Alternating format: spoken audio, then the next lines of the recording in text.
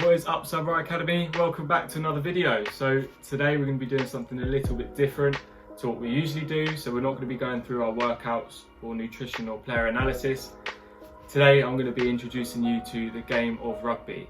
So first of all, we're going to be talking about my history of rugby. So where I've played, what positions I've played in, what teams I've played in, and sort of how I've developed as an athlete and as a person through rugby as well.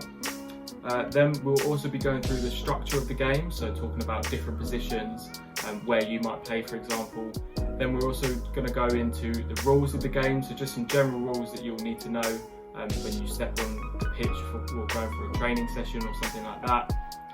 And then lastly, we're going to be talking about how this can also improve other sports like football, for example, because they all kind of link in and all sort of improve our performance.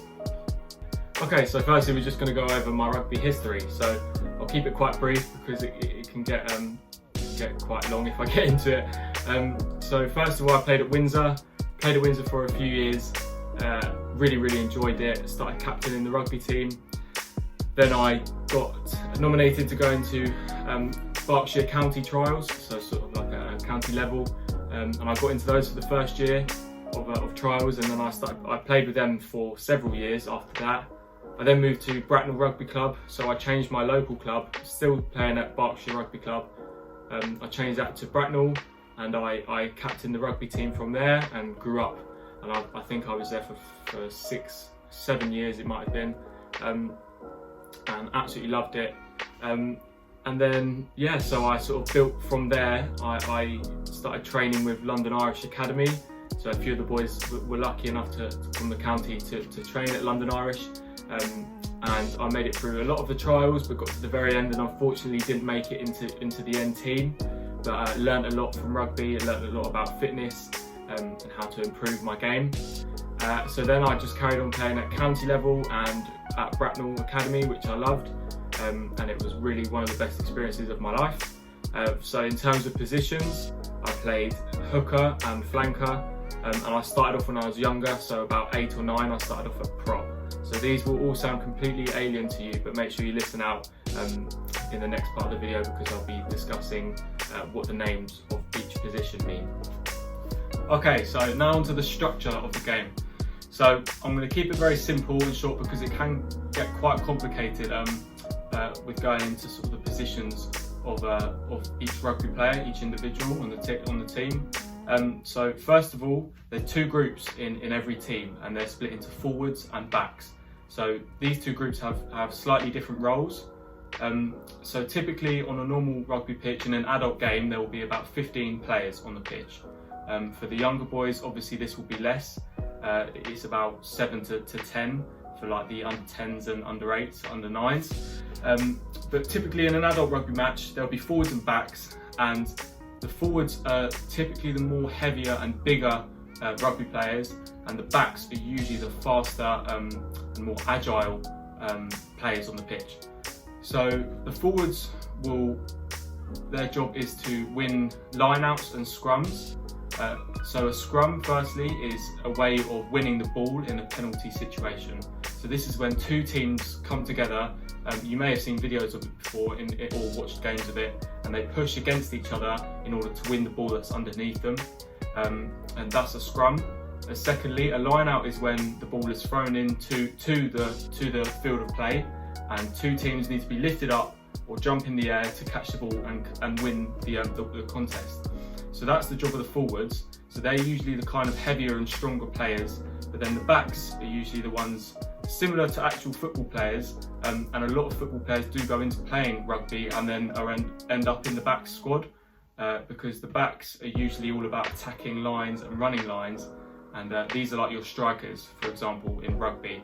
So you'll have wingers and centres, and these are the ones that make the plays and try and get round each sort of team and run down the line and score the tries, and that's what they're there for. Okay, so now we're on to our rules part of the video. So I'm just going to bring 3 simple rules up because it would be quite hard to sort of tell you all the rules, and you probably wouldn't take it in as much. So just going to give you the 3 main rules, and then hopefully if out of this lockdown I might be able to come down and coach you guys and we could play some rugby together, and I'll go through more rules then.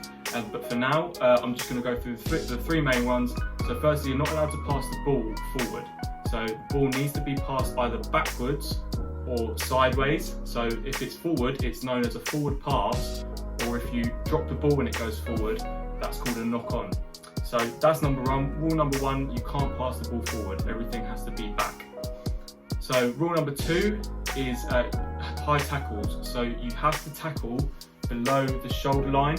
So anything above that hits the neck or above the shoulders is classed as a very dangerous tackle, and you can get sent off for this. So a yellow card in rugby is 10 minutes in the sin bin, which is much different to football, and obviously a red card is you're permanently sent off and can actually get banned for quite a few games, depending on how bad the incident is. So that's, yeah, again, quite different to football. And my last rule is about line-outs and scrums. So firstly, in a line-out, the person who's throwing the ball in is usually an allocated position, so they're called hookers in rugby. So you'd have to throw the ball in a straight line, so both teams in their lines that are on the pitch, either side can contest, so those are the two forward groups, and they have to jump up or get lifted up, and they have to contest with the ball, so the ball needs to be thrown in a straight line. And secondly, so with scrums, there's a very, very important position called the Tower of Power, and you'll learn this as you progress in your rugby training. Tower of Power means that your back needs to be straight like this. So if your hips here are up and your back is going down when you're in the scrum will collapse, and that is a penalty. Another way a penalty can be, another option of a penalty is a conversion, and this is a 3-point kick. So I'm just going to finish up on rules and talk about the point system, because this can get quite confusing. So firstly, when you score a try, when the ball is touched down past the goal post, that is a 5-point try. So that is 5 points, and after every try you get given a conversion kick, and that is a chance to score another 2 points. So all in all, if I scored a try and I get my conversion as well, usually there's a player who takes the conversions, and it is the team's kicker, similar to American football or football as well in free kicks and penalties. They will take the kick, and that's another 2 points. And lastly, like I said, you can actually get a penalty and take a kick as well, and that will be 3 points. So for example, if I've scored a try, I've got my conversion kick and I'm on 7 points, and then we get a penalty, I might choose to kick for the goal, and if I get it through the H, that means I get another 3 points. Okay, so to finish off the video, we're just going to be talking about, as I said, how this is going to benefit your football and sporting performance. So first of all, there's two things that we're going to be covering, just that for me that should be highlighted, as they really do improve, and they improved for me when I started playing rugby. So firstly, my agility and power as well. So as a rugby player, you need to be incredibly agile. So no matter how much you weigh, how muscular or how big or small you are, you need to have quick feet. This is because you need to be able to get round players, you need to be able to get into tackles, get into rucks and scrums as well. So it is vital that you have quick feet, and they train for this as well. And this really does tie in with football as well. So with football, obviously you need quick feet as well to get round players, to sort of control the ball. Really important, right? So yeah, those for me tie in really well together, and it does really improve your agility. So for me as a forward, typically one of the heavier or bigger boys on the team, my feet were always quite quick, and so were the other players on my team. So it just shows that no matter if you're a forward or a back, it really helps to have quick feet and be agile. Okay, so secondly, we'll be talking about power. So power for me is a vital part of rugby. So for example, in scrums, in rucks, it's more needed by forwards than backs, you could argue, because of the scrums that forwards are in. But this can really help football in terms of acceleration.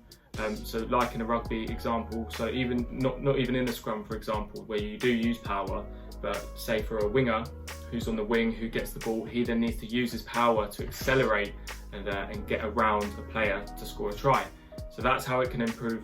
So that's how you use it in a rugby example. Sorry, but if you were to use it in a football example, you would be using your power to accelerate around a player, getting through the defence, or even defending someone and shoving someone off in a defence situation. So they really do tie in well together, and they can both really improve your performance in football. Okay, that is the end of this video, guys. A bit of a short one, but I hope you enjoyed it, and I hope you learned a little bit about rugby and how the game is played. Obviously it's a bit difficult to me to sort of map the game out for you, but hopefully, like I said, when this lockdown's done, I can come and coach a few training sessions for you and really get you into the game. So I hope you guys enjoyed it, and I'll see you in the next video. Thanks.